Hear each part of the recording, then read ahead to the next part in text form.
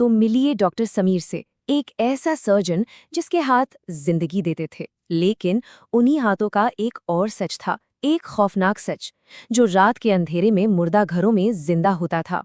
चलिए आज हम उसके इसी भयानक राज की परतों को खोलते हैं। कहानी की शुरुआत होती है हॉस्पिटल के मुर्दा घर में गूंजते एक बहुत ही सीधे लेकिन उतने ही अजीब सवाल से। सर, आप इतनी सारी लाशों का करते क्या हैं? बस यही सवाल डॉक्टर समीर के चारों ओर बुने जा रहे उस काले रहस्य की पहली कड़ी थी। एक ऐसा रहस्य जो बहुत जल्द एक खौफनाक सच बनकर सामने आने वाला था।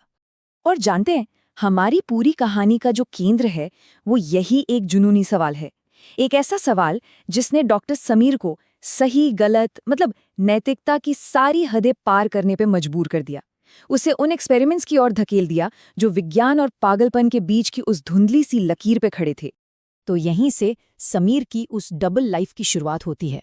दिन में वो एक जाना माना सर्जन था, और रात में वो एक ऐसा साइंटिस्ट बन जाता था जो लावारिस लाशों पर मौत को हराने की सीक्रेट एक्सपेरिमेंट्स करता था। ये कोई आदत नहीं थी, ये तो मौत को जीतने का उसका जुनून था, एक ऑब्सेशन। और यहाँ पर समीर की मानसिकता, उसका माइंडसेट बड़ा दिलचस्प हो जाता है। देखिए, वो खुद को किसी भगवान से कम नहीं समझता था। उसे लगता था कि उसे इंसानी नियम कायदे तोड़ने का पूरा हक है। उसके लिए ये जो लावारिस लाशों पर किए गए एक्सपेरिमेंट्स थे, वो इंसानियत के लिए नहीं बल्कि साइंस की एक बहुत बड़ी सेवा थे। और ये था समीर का वो डिस्टर्बिंग सा जवाब, एक ऐसा जवाब जो साफ साफ उसकी मेंटल इंस्टेबिलिटी को दिखाता था और जिंदगी और मौत के बीच की जो लकीर है ना, उसे पूरी तरह मिटा देता था। जरा सोचिए, उस चौकीदार ने उस रात क्या महसूस किया होगा। तो अब हम आते हैं समीर के पहले बड़े एक्सपेरिमेंट पर।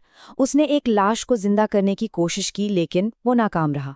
और यही नाकामी, यही फेलियर उसके जुनून को और भी ज्यादा खतरनाक बनाने वाला था। क्योंकि जैसा कहते हैं ना, कभी कभी नाकामी ही पागलपन की आग को और हवा दे देती है। जरा समीर के इस प्रोसेस पर एक नजर डालते हैं। सब कुछ कितना सिस्टमैटिक और साइंटिफिक लग रहा है ना? बस यही तो उसके पागलपन की खासियत थी। वो अपने हर डरावने काम को साइंस का एक चोगा पहना देता था। ये एक सोची समझी कैलकुलेटेड दीवानगी थी।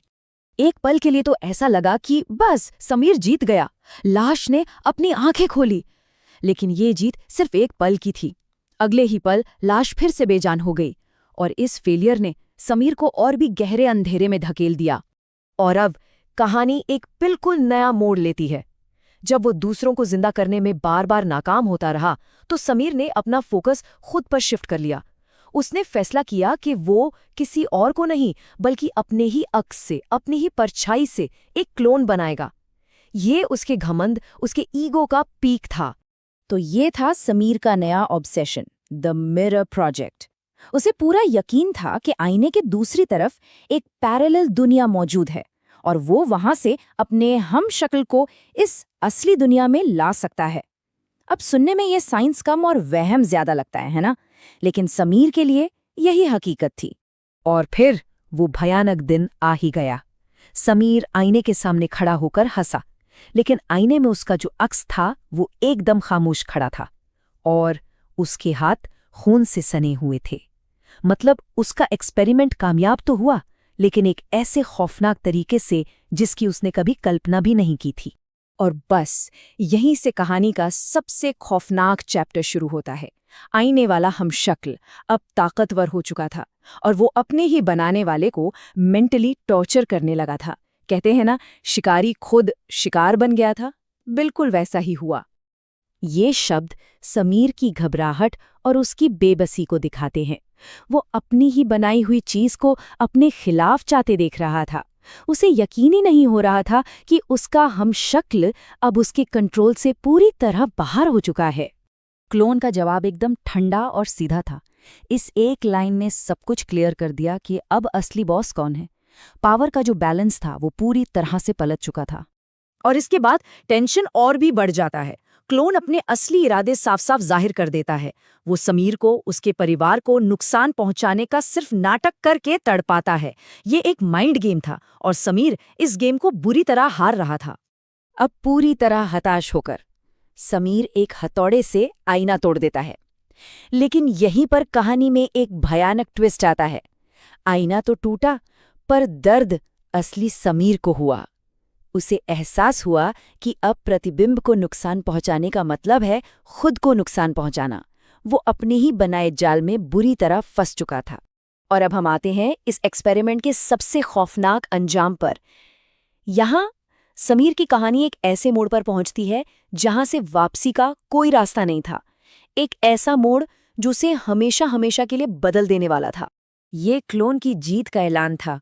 उसने खुलासा किया कि असली समीर अब उस लैब में फंस गया है, जबकि वो यानी क्लोन उसकी जगह इस दुनिया में ले चुका है। मतलब समीर ने जिसे खत्म करना चाहा था, उसे ही उसने हमेशा के लिए आजाद कर दिया था। जरा देखिए समीर के साथ क्या भयानक फिजिकल चेंजेस हो रहे थे। उसका शरीर जबरदस्ती एक जिंदा आईने में बदल रहा था। उसकी स्किन कांच जैसी सख्त और रिफ्लेक्टिव हो गई, उंगलियां लंबी होकर तेज नाखूनों में बदल गई, और उसकी आवाज कांच टूटने जैसी हो गई। और ये था उस क्लोन का आखिरी और सबसे क्रूर खेल। देखिए, क्लोन अब आजाद है, और जब वो अपनी कलाई काटता है तो दर्द और खून असली समीर को महसूस होता है। वो समीर जो अब एक आईने में हमेशा के लिए कैद है, एक ऐसी कैद जहां न जिंदगी थी और न ही मौत। तो हम इस कहानी को इसी परेशान करने वाली लाइन के साथ खत्म करते हैं। ये हमें हमारी पहचान, हकीकत और हमारे अपने अक्स के बारे में एक बहुत गहरे और डरावने सवाल के साथ छोड़ जाती है। क्या हम वाकई जानते हैं कि जब हम आईने में देखते हैं तो दूसरी तरफ कौन होता है?